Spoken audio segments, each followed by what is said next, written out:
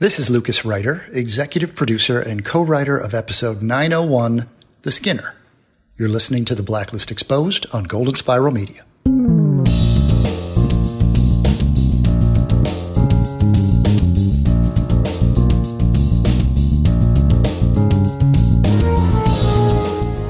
Well, if Agnes was playing soccer, then I want to know what Cooper has been feeding her. Welcome, everyone, to the award-winning The Blacklist Exposed podcast. Greetings, one and all. I'm Agent Troy Heinrichs. And I'm Agent Aaron Peterson. We're back, and you are not wrong if you're wondering. That's right. It turns out requirements to become an FBI agent have drastically changed in the last couple of years. Anybody can get in. Let's go. It doesn't matter if you're associated with a known criminal. Thanks for joining us yet again for number 45 on The Blacklist. The Skinner, written by Lucas Ryder and directed by Christine Moore. Show notes and other intel for this episode of The Blacklist Exposed can be found at theblacklistexposed.com. And just so you know, I am doing this very early with Troy, and so there's coffee involved. Have a nice day. That's right. I'm doing the tea on this side because season 9 is here. And I think it is here. We have to probably talk about it. I think what we have to do first, we have to start out with maybe where we stand after the end of season 8 so people know our points of view for those that have just come to the podcast for the first time, or if you guys have been with us for a while. I think we need to just emphatically state once and for all that Elizabeth Keene, Masha Rostova, is 100% dead as a doornail in the ground. What? Say what? Word? There's no Cyranoids. There's no hiding her on an island in a banana plantation. There's no coming back from the dead.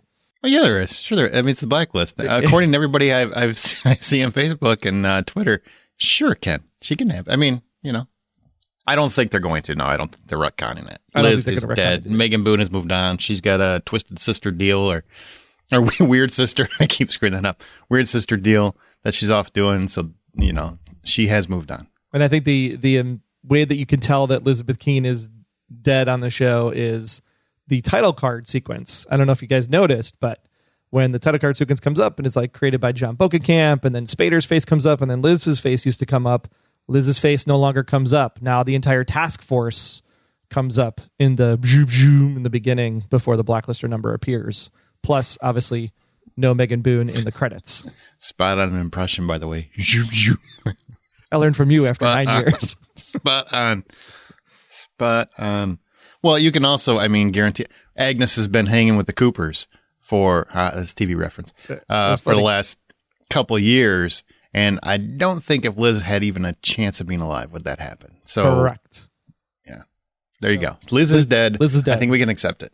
It's canon as far as I'm concerned. And I think going forward for this particular show, this podcast and specifically, that we will just say that red is red. We're done with the mythology at this point. As far as I'm concerned, it was answered. Correct. Yep. So we're just going to refer to Raymond Reddington that we know today as Raymond Reddington that we know today. If that doesn't confuse anybody, because people are like, what? What? Is he still her dad? I don't know. But we're just red is red going forward from this point. And we are starting the show. It feels like it's brand new. It does. I feel like there was a hint of, you can see that, as I have come to believe, and you have all believed for a long time, that was Katerina. He is red, but he was Katerina. And so when he looks at Agnes as she means everything to me, there's still a touch of that. But I agree. I don't need, I'm done, with that. You could tell me, Red's DB Cooper at this point. I'm like, all right, whatever. I just want to move on. I just want to move on from it. I want to, if we're going to watch the show still, I think last season had a great ending, my opinion. Didn't like the outcome, but at least I felt like I had an emotional ending. I wanted Liz to live and everything else, but at least I feel like there is an ending to that portion of the show. I want to start anew, and it sounds like the show does too. It feels like the show does too, and I'm good with that. Well, before we get into we'll see what happens this week's show, why don't we go ahead and see what the fans actually wanted from season 9 with our profiling question of the week, which was, what do you want to see out of this season on the Blacklist? Heidi Hartle, I want to see Ressler and Reddington team up. Looks like you're getting it. Might get that wish. Wanda Fletcher Womack said, I want to see a show that makes me feel like season 1 and 2 made me feel. I don't know how you felt. Tell us how you felt. Warm, snugly. Do you want to lay on a couch while you tell us? Lay back. Tell us your inner thoughts. Michelle Odell Gauthier. I would like to see more of Red and Dembe's backstory. Definitive fill in the gaps. That might be fun. Yeah, we might get that a little bit. George Nauman said, I want to see Pennebaker end up being a Russian sleeper agent or some kind of big bad who turns out to be number 2 on the Blacklist as season 9 unfolds. I don't know if I want. I feel like we've had too many sleeper agents, but you never know. We'll see. Not number 2, maybe like 165 or something. Sarah Mahoney, I want this to be the last season, and I want Mr. Kaplan back. So it'll be The Walking Dead. Okay. Why not? Then Liz can come back too. Yeah, there you go. Problem solved. Figured it out. And then Rick Grimes can show up too. Race and Tracy said, I need to see Samar return. I guess it is The Walking Dead. Although she's not dead. She's just disappeared. Yeah. Well, she could come walking to the frame because she was losing her memory, so she just forgot where she was in there. There you go. That was mean. Nicoletta Forlini, the members of the task force having increasingly important roles during the season, especially Ressler and Aram. I will say, I think we got more of the task force in terms of characters that we've gotten in a long time as a whole. Yeah, I think we saw a lot of Cooper, a lot of Amir, a lot of Ressler, Aram, a lot of Ressler. Not as much Ressler, but that might be okay depending on if he's going to shave or not. And Park, we actually got some more story for Park. Yeah, Park was actually a lot of fun this week. We'll get to her in a bit. Yeah. But our question for next week is, will the task force go back to the post office? Do you want us to answer that, or do you want to wait and see what they say? We're going to wait and see what they say. Do you have a prediction? Or you don't want to predict? I don't want to predict. I want to see how part 2 goes. Since when? When did that start? I wish you would have started that about 9 years ago. Well, hey, it's a brand new show and a brand new way of looking at the Blacklist. Gotcha. All kinds of new coming up next as we get into this week's case profile.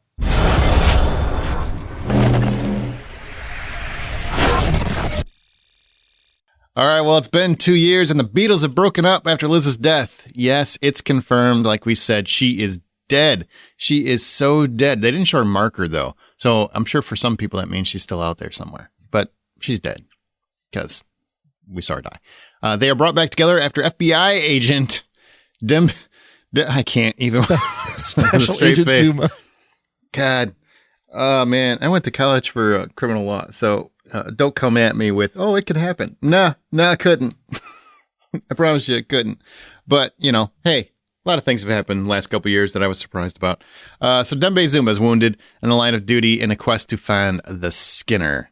The Skinner is a 700-year-old pirate who died in the late 1400s. However, the Skinner's followers appoint a new Skinner to take the old one's place each time. It's like a tradition that still lives on to this day. So in short, the Skinner is the Dread Pirate Roberts. The current day Skinner is looking to control the world's microchips. Not just the sale and movement, but the entire production line, including how to make and create the chips themselves. Which explains why I can't get my Google Pixel 6 yet. Still. It should have came sooner. Yeah. Son of a biscuit. The Skinner kidnapped the one guy and his family that can do just that. And sadly, that is where we leave part 1 to the open of the new era of the Blacklist. That is important to note. This is, it's almost like a part 1 podcast because we don't have the second part. So as much as I have opinions about this episode, it's hard to have a fully realized opinion until we see where part 2 is. Because to me, a lot of this is creating a new show that might take a little bit to find its footing. And after 9 years, do you welcome that concept? Well,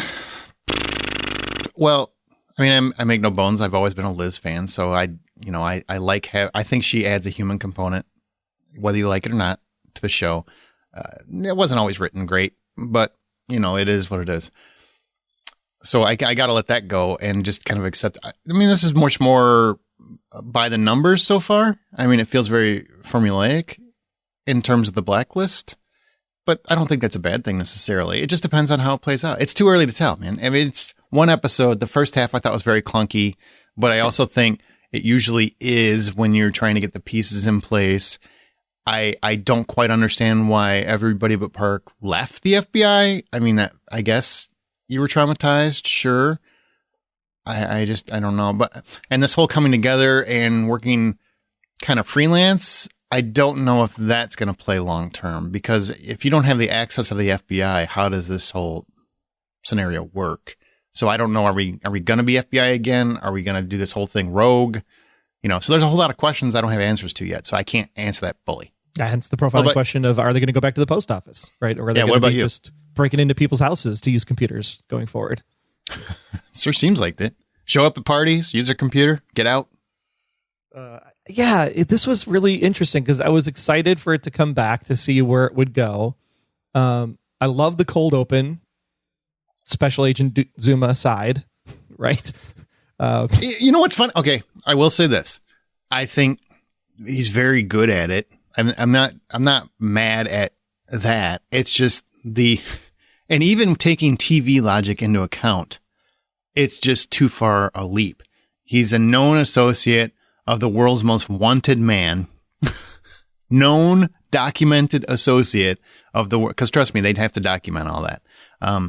Known documented associate of the world's most wanted man, and a known criminal himself. Now, maybe he hasn't been convicted of anything, but they know some stuff. It's just, he might have a bachelor's degree already, because you do have to have a degree to be an FBI agent. I don't know. It's just, there's a lot of stretching going on. I guess Cooper could have made some calls. I guess that's possible. Well, I think that's the question about how the task force disbanded in the first place, because if the task force was predicated on Raymond Reddington giving information to the task force, and Raymond Reddington disappears in the wake of Liz's death, then the task force would disband, hence why Cooper and Aram and everybody doesn't have jobs. Park is the one that could have job because she was an FBI agent before she came to the task force, so maybe she was easier for her to go back versus the other three. They all were. I have no problem whatsoever with them disbanding. I think we all thought they were going to disband after that, because we knew he's not going to still be feeding information right afterward. I didn't think. So I fully expected them to have to come back together in some aspect. I just didn't think they'd all leave the FBI. I thought that was a little bit of a stretch. Ressler's devoted his whole life to the FBI. I guess I could see why he would be disillusioned and lost the love of his life that, really felt like he only had the love of his life there that last year, but still, second one he's lost. It's probably very impactful. I get that. Aram, I was very surprised that he left the FBI, but I can also see him as a pioneer of industry and IT. For sure. Yeah. Cooper became a pundit. That's going to really help with him being undercover in any situation, though. Yeah, a little bit. Did not see you on CNN. No, that was me. So what's interesting when you look at the show in this first episode is that you have the cold open, you have the title card, which was changed. Then you have the Cooper taking kind of the reins. You still get the Blacklist information from Reddington. You still got Aram doing computer work. You still got Park in the field doing the field stuff. So, it feels like the Blacklist, but it just felt different. And I don't know exactly what it was. If it was like anticipation because you knew it was going to feel different, so you're looking for it to feel different, or if it's, oh my gosh, please don't be Criminal Minds for another 5 years or so. I don't want that. I do not want that. I don't. Yeah. I will. There was the first half hour. I did feel like, are we going a CBS route or what?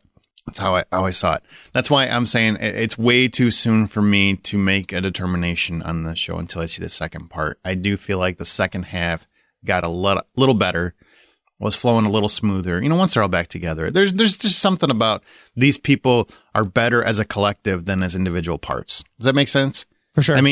Red is always great on his own, but the rest of them really work together well and kind of complement each other, especially after all this time. So once they got back together, it started to feel like, okay, now the show I know is coming back a little bit. And I'm wondering if by the second episode, it really starts to find its groove. So it's, like I said, it's too early to make a diagnosis, but the first half hour, I was like, what are we watching? And then it did get a little better.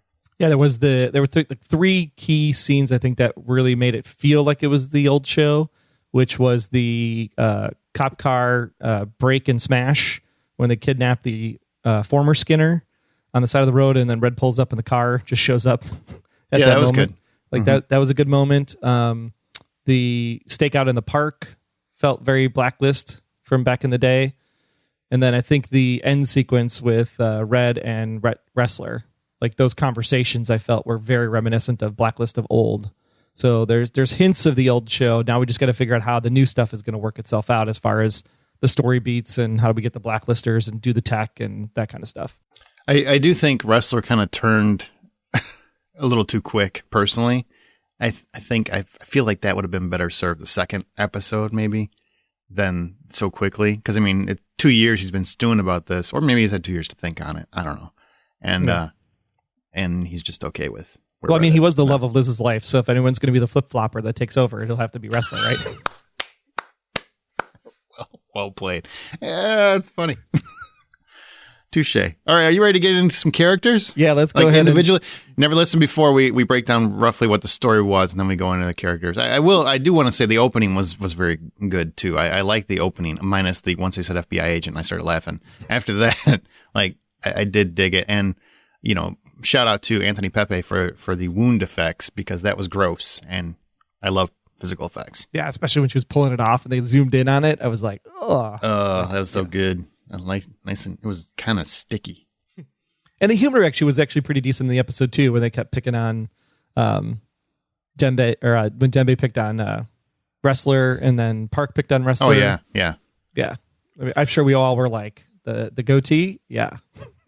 And I did like I think it's Patrick Murney is his name. Graham Anderson was the character, basically the guy doing all the business in this episode. I dug him. He was just a kind of a fun villain.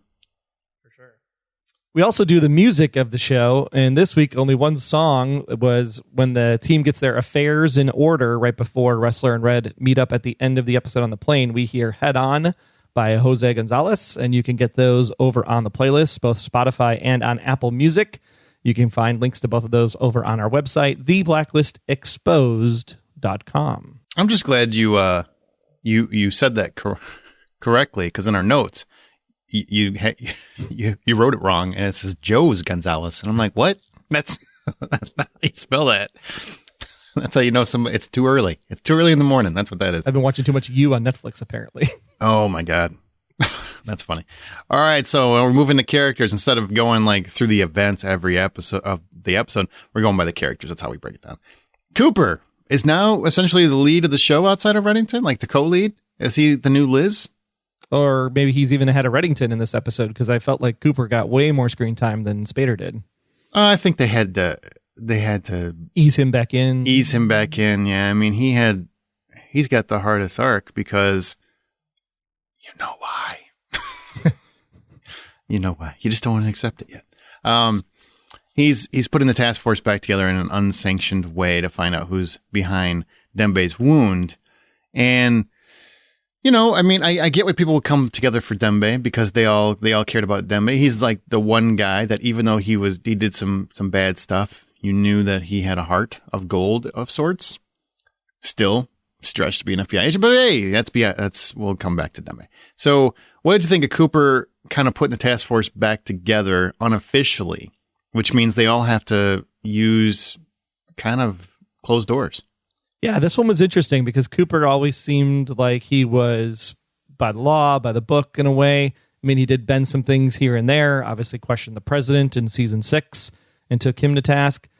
I think the fun part about Cooper here is that he's understanding that he's got a moral compass and he has the direction on what needs to be done. And I think his speech when he's talking to the interviewer, I thought was really poignant, where if you have people in the world that can keep other people at bay and you lose those people, it makes the world a worse place. And so the fact that he understands that and wants to make sure the world is a safe place, his heart is in the right place. Therefore, he's going to do everything he can to make that happen. And so I like the move. I think it's great to trust the people that you trust in order to get the job done that you need to get done. I liked it too. I knew it was going to have to happen. You and I both knew that. There's going to have to be some way to bring them together. I thought it would be a task force member in jeopardy. I assumed it would be more Aram or Park, maybe, just because their innocence. You know what I mean? I was kind of surprised it was Dembe because he's got kind of a lot of blood on his hands. But I still dug it once the show started rolling. It's because he was part of the family, because he's Special Agent Zuma.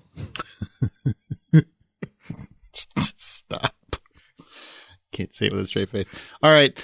Also, we learned that Liz named Cooper Guardian of Agnes, something that's really a thorn in Red's side, which you get if you know.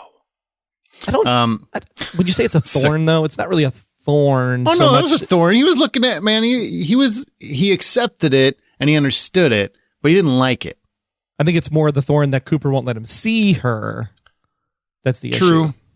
True, but I still think it's a thorn that he wasn't given custody or guardianship.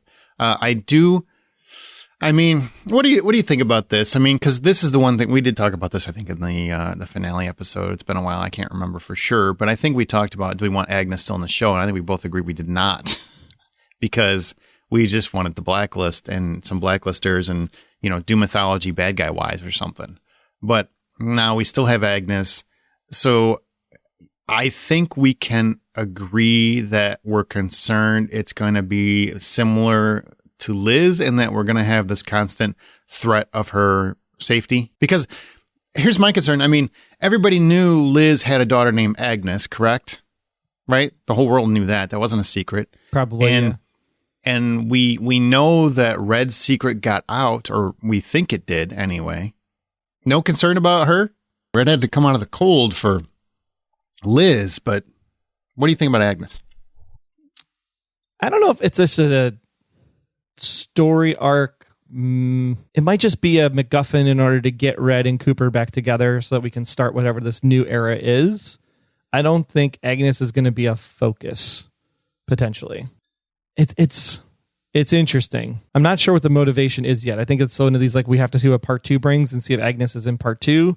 And if Agnes isn't in part 2 at all, then we know that it was just the MacGuffin to get them to talk, because Red obviously knows Cooper has Agnes. So therefore, Red's going to be stalking Cooper and following Cooper. And that's how Red and Cooper interact until there's an official channel to interact through. Right. Okay. I am concerned about it. I want to move on. Yeah. I don't want it to be like an every week thing for sure. I don't want to deal with Agnes growing. Like, I was happy to be, okay, maybe Agnes goes into foster care. I'm good with that. Or goes with a relative we didn't know about. I'm good with that. I don't know. I mentioned the soccer in the opening. Like, come on.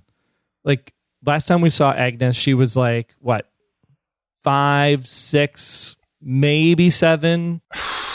I mean, I think younger. I think probably 6, maybe tops. Those girls playing soccer do not look like they were 8. Yeah. Sure, it's 2 years? Maybe somebody should check the time machine. I don't know. But whatever. I mean, it's TV. Because I'm assuming we're supposed to acknowledge the fact that Red was watching Agnes playing soccer. Because either that or it's really creepy. Yeah. If you're just sitting in the parked car watching somebody that's not your kid, your grandkid, sorry, whatever you are, for those that are still hoping. Since he did say that, it was smart that you had someone following me and watching me to protect her. So, yeah, I was like, those girls are not 8 years old, or even 10 years old for that matter.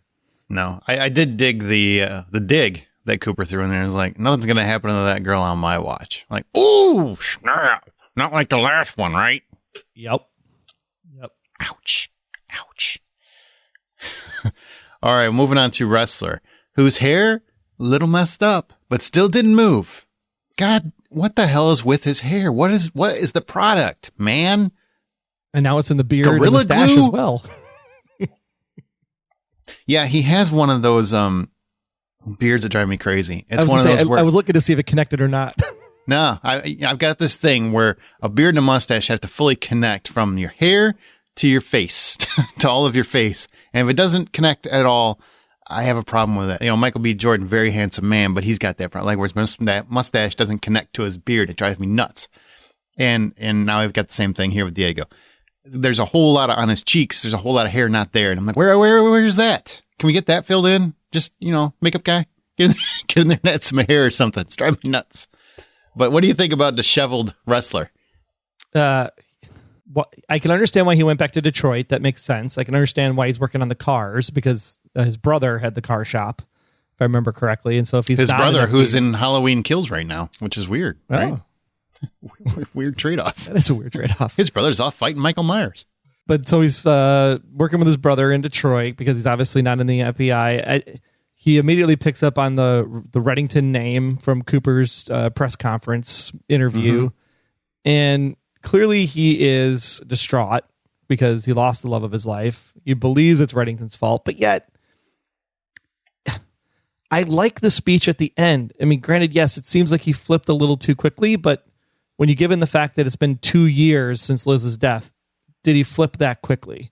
It just seems that quick because, you know, at the beginning of the episode, he does, I don't want to be in the room with that guy. And then he's like, okay, well, we got to have this mean something because this is what Liz wanted. This is what you wanted. In order to help her protect her legacy, we need to do this together. But yeah, overall, I thought, you know, Ressler's arc was probably the best in the episode because he was still the same Boy Scout, the same by the law. He's even on comms saying exactly what we're all thinking. He's like, oh, so they just let everybody be an FBI agent now. No background check going on there. I think this is the most fun I've found Ressler in terms of a character. I mean, just as solid as a character since Brothers, honestly. I felt like he was really engaged. But they were giving him more to do. I mean, he's usually just like, this suspect said this, or that suspect said that, or we're going to go there. I mean, we're headed to this. I mean, that's usually what his dialogue is. Here we got something to play with, and I thought he was fun. And I hope we get more of that. I hope we continue to have more of that, because I thought Diego handled it well. And I think the Park Ressler banter will get better as the season goes on. That could be a fun team. I really prefer that he banters with Red. Well, I want that too. I want the back and forth. I mean, I feel like there's a lot to play with there, especially at this point. And I would love for, I don't know. Do you want Ressler to work hard to uncover Red's truth, or do you prefer to just let that go completely at this point? I mean, he was the one that was digging into stuff without Liz's blessing. Right. So I'm sure that's still probably gnawing in the back of his head. But at the same time, then why wouldn't you have been doing it for the last 2 years? Like if you lose the love of your life and you're in a depressive, anxiety-filled state from that, that's where you do the crazy shit, right? That's where you spiral. That's when you're like doing all like the red yarn on a wall in a secret room that nobody knows you have kind of thing. And I think what? Again, I told you I was watching too much of you lately. Sounds like you've got a whole plan. What it sounds like. So I think that because it wasn't happening, and again, we don't know if that was happening or not. Maybe that's what was in the back of the garage. We didn't see much of the garage. So he's got his red room where he's got bodies tied up. Exactly. I'm going to get that information. 80 some of them stuck in a wall. And you learned from Kaplan to cut them out. I like it. Yeah, I'm interested to see where the Ressler character goes specifically because of that. Like, does he want to get back with Reddington because he wants to keep him close and learn the secret for himself because he doesn't know the secret? Because remember, the task force does not know. There might be some criminals out there from Townsend's hangovers that may know the answer, but nobody in the task force knows the answer to who Red is.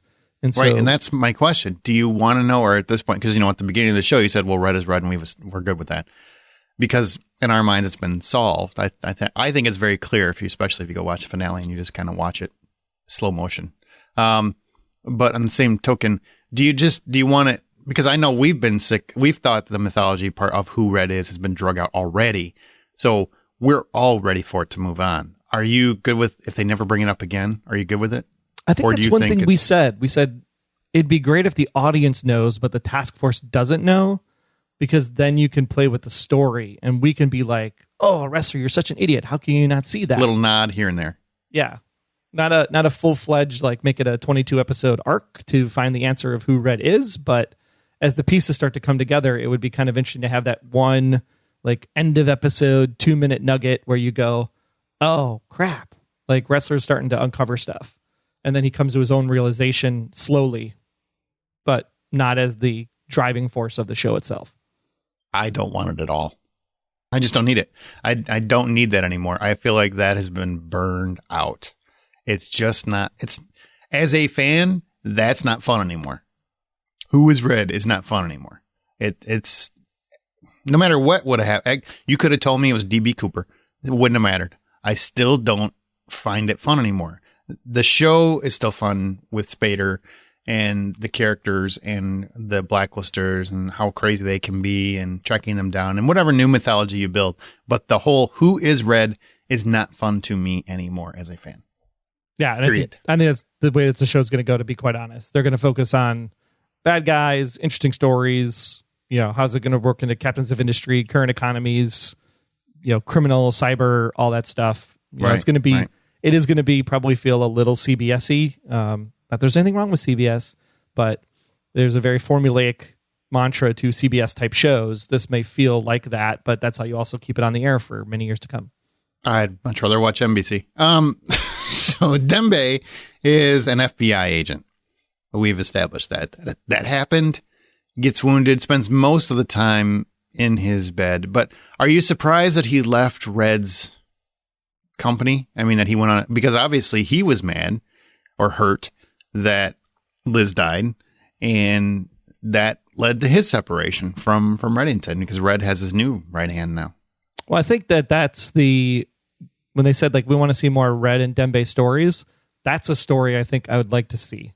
What was the parting of ways? Because he was obviously by Red's side when they left Liz on the street corner, said, hey, Red, we got to go. Did Red release him? Did Red say, you need to go find your own path? Did Dembe say, I can't forgive you for this because you made this happen, and I told you all you need to do was tell her? And Dembe finally said, I left you once, I'm leaving you again. Fool me once, shame on me. Fool me twice, shame on you, kind of thing. I'm interested to see what that altercation was. Was it a Red dismissal, or was it a Dembe F you and I'm out of here? So you do want the answer to that question. You want to know what I do want the answer to that question, because he hasn't seen him for a year and a half. This is the guy. This is the guy that. Well, yeah, he did say a year and a half. Yeah. This is the guy who was rescued by Red from slave trading, and then educated by Red, paid for by Red, cared for by Red. He has been like Red's child, if you will, for most of Dembe's life. And then for a year and a half, he's just ghosted him. So clearly there's something there. And it doesn't seem like Dembe has any ill will against him, but he's also not trying to find him or reach out to him. So that's an interesting dynamic between two really good friends. I would like to see how he became an FBI agent. I mean, maybe Aram wiped his records and built him back up and made him, and then Cooper got him through the door. I mean, really, that's the only way I can see that happening without me laughing again. So technically, if we consider the comics canon, though, remember, Liz also never really passed Quantico because Red made it happen that she got through Quantico. Well, there you go. Maybe there's something there. Maybe there's something there. Okay, so we didn't get much with Dembe. Well, hopefully we'll get more. What would be interesting to find out is, where does Dembe report up to in the chain, right? So if Park is got to be Panabaker, because they got to keep her in the mix somehow. I would think so. Panabaker. Got to be. Maybe that's how he got in. Panabaker pulled some strings and made it happen as part of a deal with Red or something. Maybe. I guess that's possible. They can. I feel like it's still a stretch, but whatever. We'll let it go. I mean, a CI I could get, but an FBI agent? What? There are restrictions. Anyway, okay, so Ram, he's working on some, security software? Yeah, something that can either hack into people or protect people from malware and vicious attacks that are going to happen. It's like a Guardian app. Your social media guardian, right? Like, yeah. So to keep track of your digital footprint or something. He's got several meetings here to set up his life, and apparently he doesn't think to turn his phone off. I don't quite understand in either scenario. It just feels to me like maybe Aram doesn't deserve to have this once-in-a-lifetime opportunity at this point. Turn your phone up, man. It's like everybody in business knows this. Your phone can't be on. Ever. Right. Ever. Important meeting, you got to put it on silent. Yep, put it in your pocket. Never even look at it. Don't put it on the table so you can see it. It's done. But maybe maybe he was screencasting his presentation from the phone to the computer. Sure. He's got this new partner. What do you think about the partner? Are you kind of on, I think, was it Portnoy? Was that his name? This whole connection there. I mean, obviously that's going to end horribly at some point because he's going to be full-time task force, because we got to have Aram involved, right? So what do you think about this whole angle? I mean, it makes sense for him to go in the private sector, but I think the private sector angle's fine. I think that the partner is fine. I think it's also one of these, it's the setup to tell what happened for the last 2 years, but it's not going to be something important going forward. Unless his new company becomes the way that Aram has access to a computer to help out the task force. Yeah, there you go. That could be a way. And his partner's not fine. His partner's kind of a dick, just so you know. I just so we're clear. I definitely do not like the partner. Yeah. Why are we watching this crap? I was like, hey, turn it back on. I was watching it. It's like, when did this turn into Succession? I don't understand what's going on here with this guy. But yeah, he's very demanding for a guy that obviously can't do it himself. So you're the guy that arranges the meetings? Shut up. Let the guy who knows what he's doing do his job. He should pull a Mark Wahlberg. Do you ever see The Departed? Where he's like, oh, I'm the guy who does his job. You must be the other guy. He needs to throw that out there. I do like the stones on Aram as he goes toe-to-toe with the angel investor at his place. I thought that it showed the character of Aram being able to, like, we know he can do the field work. We know he's kind of, but he's still kind of that bumbling guy with the flop sweating and the nervous talking. And Yeah. It felt like the Aram character through and through, just in a completely different way. It did. It definitely felt like Aram. Now, Park is married now.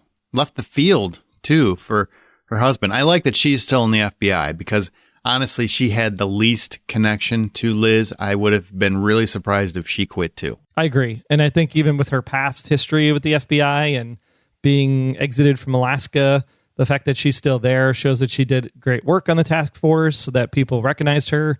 Obviously, she is dealing with some of the grief, hence why she's not doing the field work anymore and doing training instead.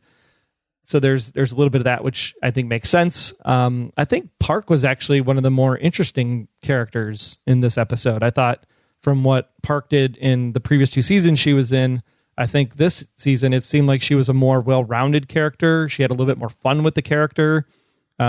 She's got a little bit of dancing to do with Peter, the husband. I think there's a lot more there for her to work with, and I'm interested to see what she can do. Yeah, I've always been a fan since she joined of Laura Sohn. I think she's just an entertaining and an engaging actress, and I've always wanted her to have more to do because I like Park as a character and I like what she does with Park. But I feel like she's always been underwritten, or there hasn't been enough to do because we've always had Liz and whatever hijinks she was getting into. Now we don't have that to that respect, so she can be more at the forefront, which I think needs to happen because she's also, there's a lot of boys in this club. You know what I mean? So I think you need some female interaction, and it's nice that, she's basically the female lead at this point. I was hoping you were going to bring that up because I found it interesting that she was the only female. So do you think that's why they made a female bodyguard for Red so they could round out the ladies on the show? Yeah, probably. I would imagine, but I'm just glad Park finally gets to shine a little bit because I think she's a good actress, and I hope to see what Sohn can do with the character if they give her a few more layers, and hopefully she is long past the IO Red situation because I do think that was a little bit clunky last season. We talked about it. I wasn't a fan of that whole angle. So I'm hoping that we just kind of start fresh across the board. Agree. Yeah. What Red's right hand is what? Mears? Was that her name? Mears? I don't remember her name. I didn't quite catch it. So moving on to Red. He's got this new driver and bodyguard, right? He's hiding away. Was it Cuba? That's where Cooper goes originally and gets drugged at the bar. Whether he was still in Cuba or if they transported him somewhere else, we're not quite sure. Not quite sure. I would assume he's probably local still. I don't think he got Cooper on a plane and flew somewhere without him waking up. But he could have. Well, I mean, what I found interesting is Red seems fine 2 years later when it was pointed out that he was going to die really, really soon. The last time we saw him. From his illness. Yeah. Yeah. I mean, that wasn't the whole reason that Liz was taking over and whatnot. Like he was okay with going because there was no help for him, but now he's going to make it. Apparently. Apparently peace of mind in a monastery helped keep him alive during this time. So there's a lot to be said for that. When you're like in that dark spirally place, meditation, breathing, just clearing the head and just being and existing rather than worrying about the stuff. Sometimes if we worry about the stuff, we go crazy. So he needed to not worry about the stuff in order to get centered again. That was deep, hippie. It's true, though. I mean, because he even said it. He's like, don't show me that because if I come back to that world, like it's going to be it's not going to be good. So kudos for him for standing up. Why don't you just get back to making your own clothes out of hemp and let me finish what I'm saying?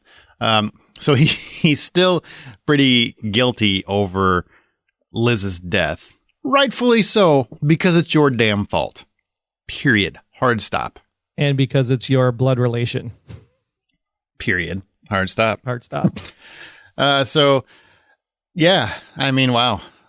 He comes back into the fold, though. I mean, for whatever reason, or his reasons, he comes back into the fold.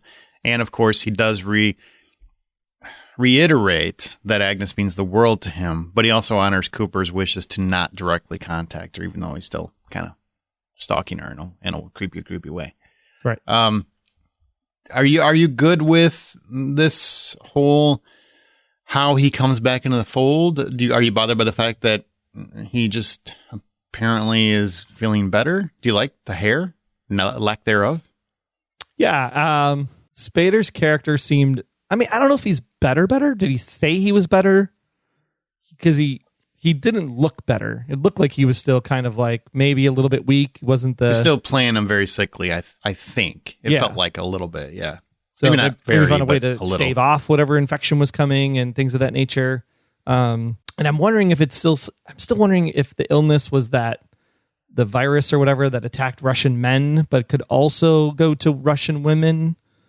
From the diary episode way back, I think that was season 4. Like, I want to go back and watch that scene again, because I've always wondered, now that we know the answer, if that's the case, if she also had it potentially. I think it's hard to say what Red is like in this episode, because he was very much he was limited. I want to see Agnes, therefore I'll help you, because I help you, I might get to see Agnes angle.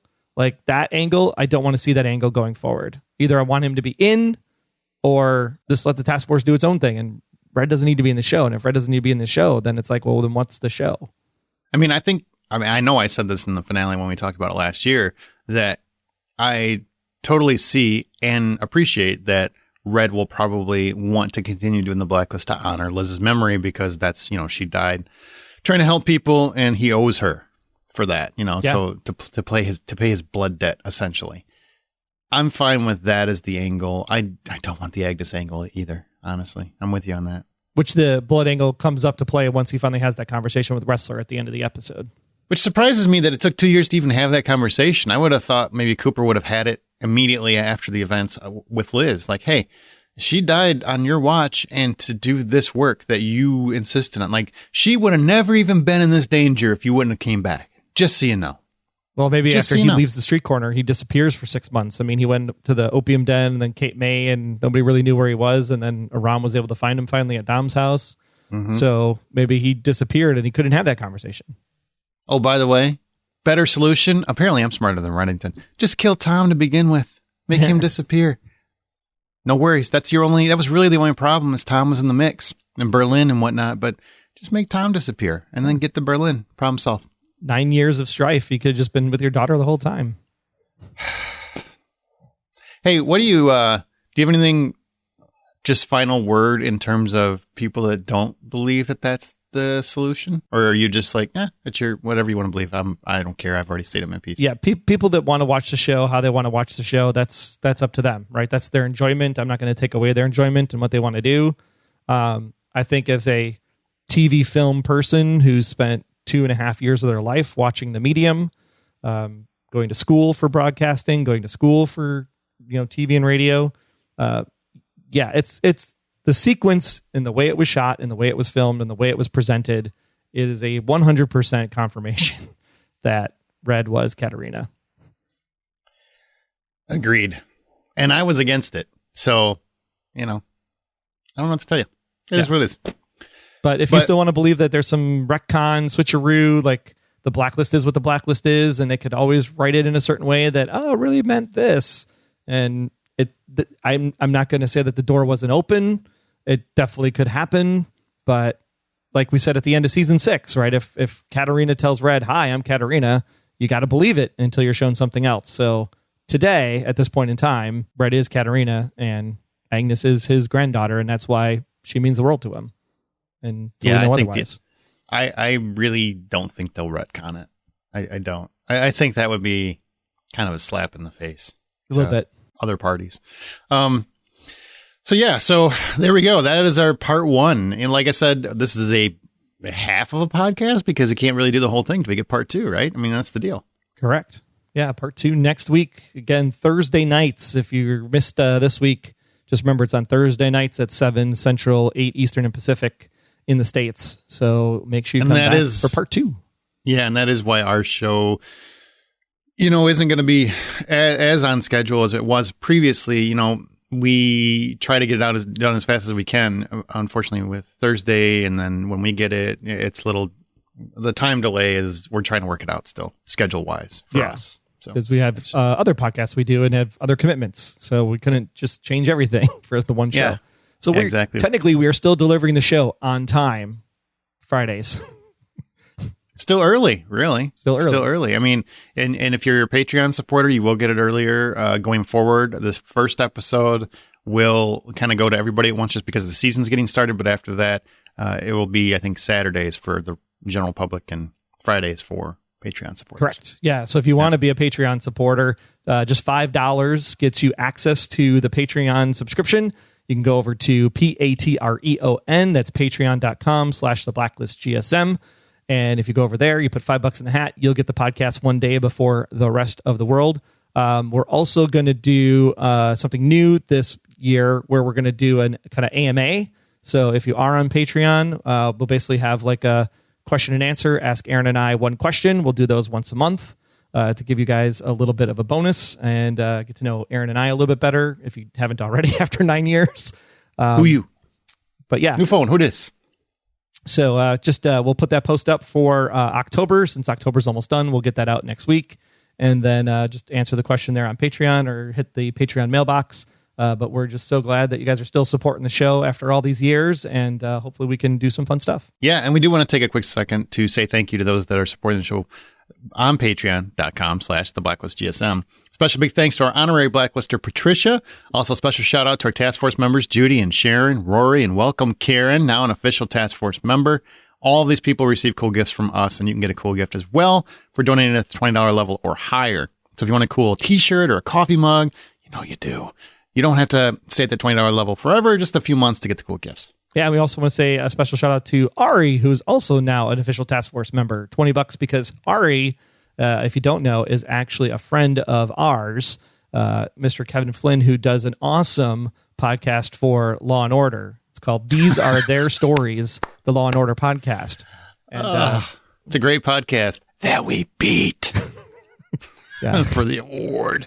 Kevin's the one we beat in 2017 for the award. So, we love Kevin. It's a great show. Check it out. These Are Their Stories, the Law and Order podcast. Thanks, Ari, for being here. And we will.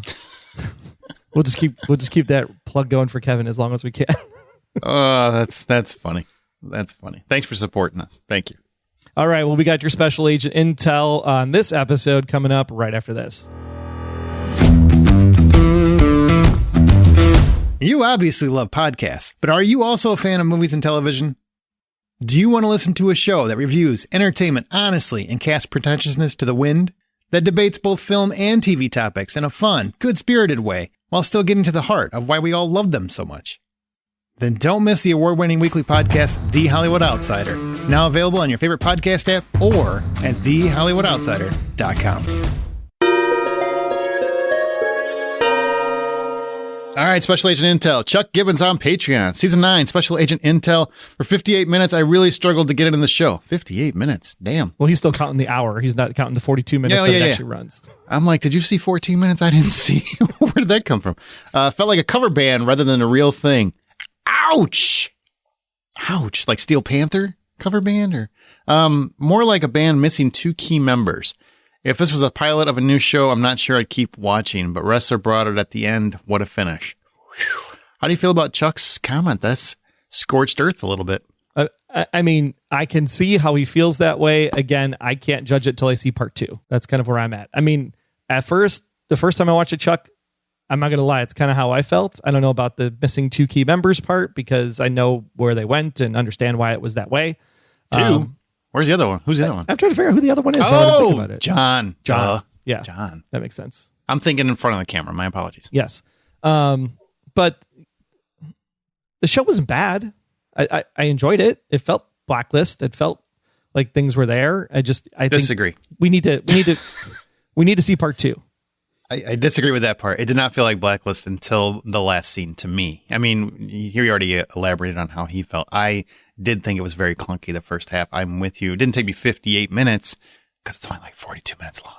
But I don't watch commercials. Who watches commercials anymore? Come on. But I do think Ressler and Red's conversation at the end helped. There's a lot of getting the band back together, and that took longer than I would have liked. But I also got some character growth that I wanted. I got more Park. I got more Ressler doing something as opposed to just barking directions or where he's going or where the case is at that moment. You know, I felt like I got some moments that made me intrigued to see where they go. But I agree, first half was pretty clunky. Yeah, I'm not going to lie, Chuck. I really miss Liz going, hands, hands, hands. I'm a fan of Liz.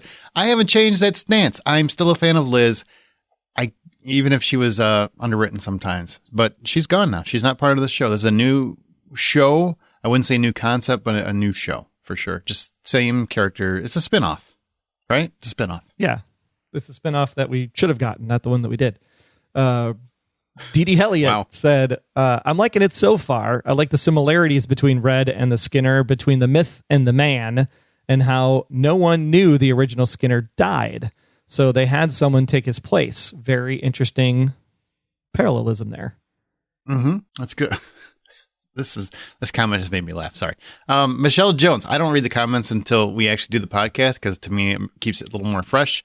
And I didn't see this and I'm laughing. Michelle Jones says, snooze, wake me when it's over. Did everyone quit? I expect better. She wasn't a fan. That one might be a little harsh. But it's funny. But I'm okay with harsh if it's funny. It made me laugh. So, Linda Dorland said, yeah, underwhelming, but acceptable. And not surprising. The finale last year and all that drama about Red's identity chased away a lot of fans, probably.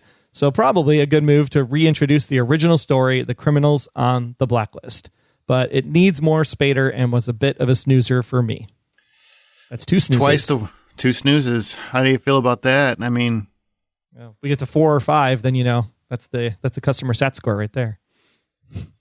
I do want to caution people. I mean, I get where everyone's coming from. I think I've acknowledged that. On the same token, let the second part finish. I feel like before you make a real assessment, it can take a little bit. I think they should have aired the 2-parter together on the same night. I agree with that 100%. Probably.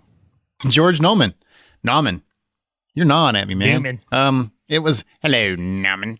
It was different, but it held my attention. The mythology is definitely not dead, given Red's comment that Agnes means everything to him.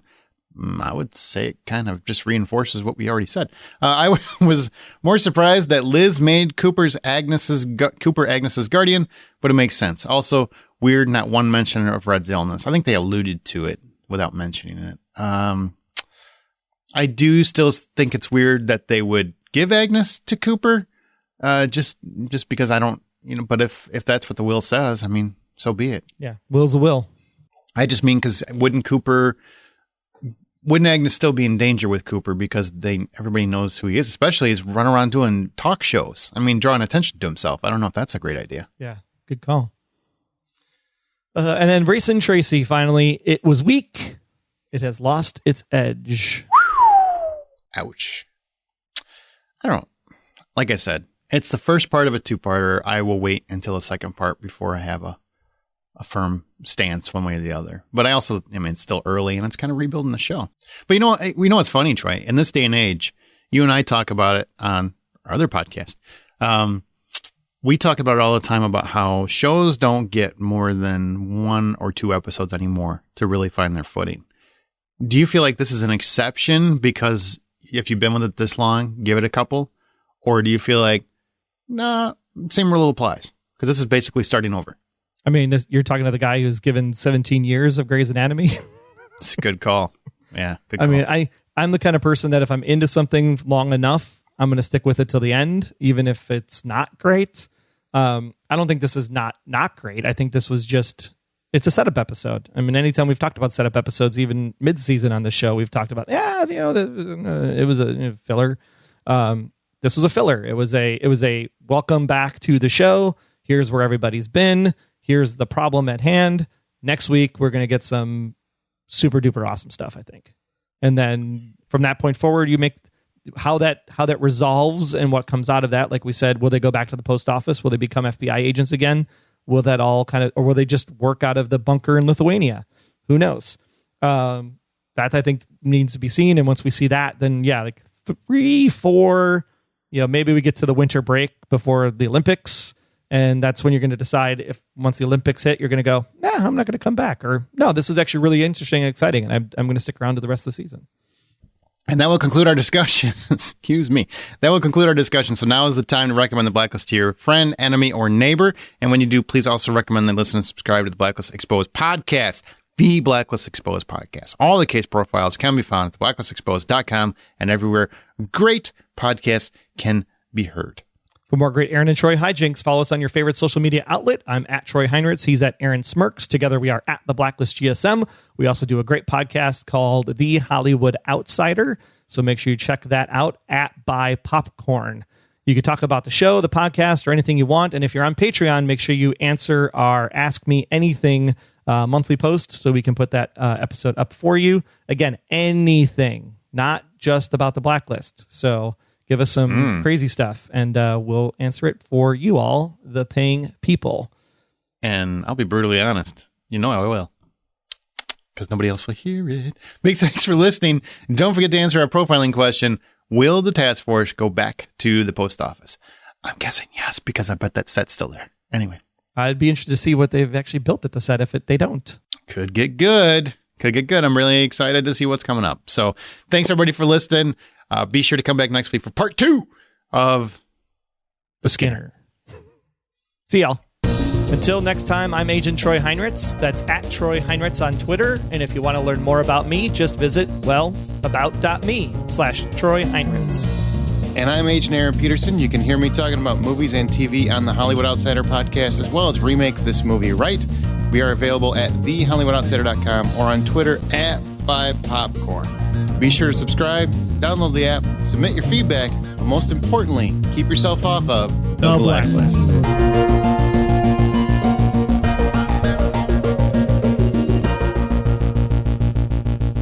The Blacklist Exposed is a Golden Spiral Media production. Find more of our great podcasts at goldenspiralmedia.com/podcasts.